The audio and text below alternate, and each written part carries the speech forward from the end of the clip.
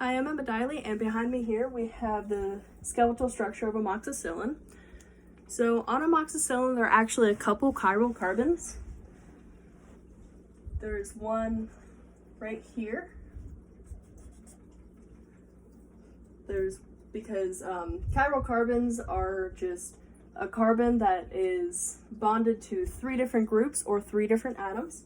So this one here is bonded to NH2, and then these carbons over here. There's also another chiral carbon right here, and that is bonded to the NH here, as well as this carbon here and this carbon here. And then there's actually another chiral carbon right here, which is bonded to the sulfur, the hydrogen, and then the nitrogen and this carbon here.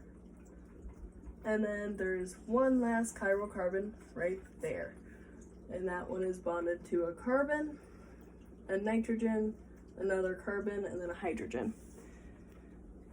So off of these carbons, we have some like central carbons. One of them being right here. Well, this isn't a central carbon, but it is a central atom. And then the geometry of that would be, it has 4 different things connected to it. It has 4 different atoms connected to it. So therefore, it is tetrahedral. That means it has a 109.5 degree bend on it. That is the geometry of it. And then another central carbon is right here, where that oxygen is double bonded to this carbon. So I'll just draw an arrow right there.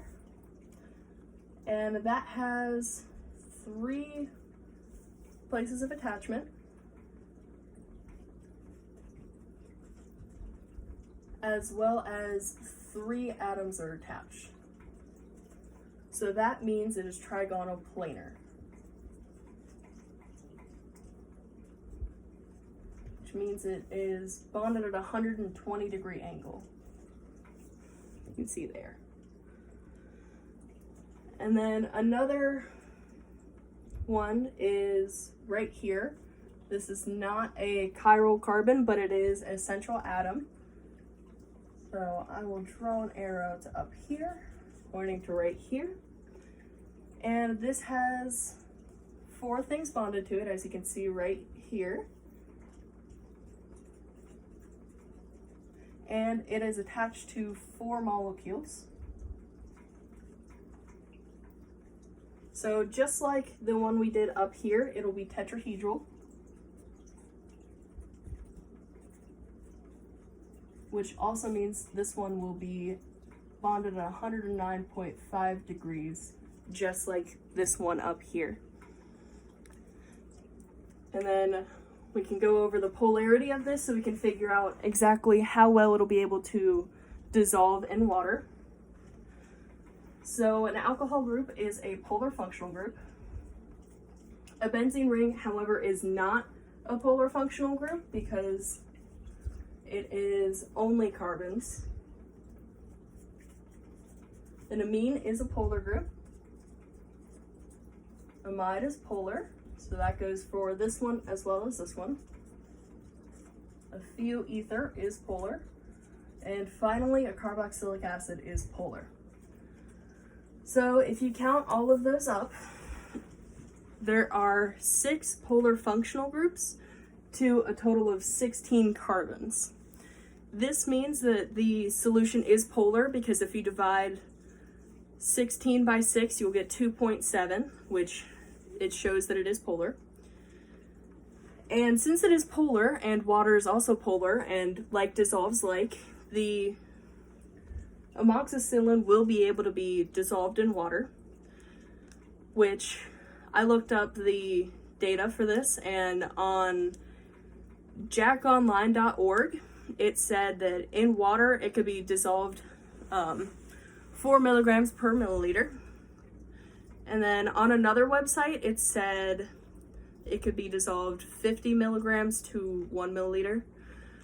And I suppose that these are vastly different because the one could have been studying the salt version of amoxicillin, which is just the less powerful version, and it'll have a higher like melting point, so it'll be harder to dissolve. And then maybe the other one is studying just amoxicillin itself, not the salt version. So there's a chance that it could be just two different kind of molecules.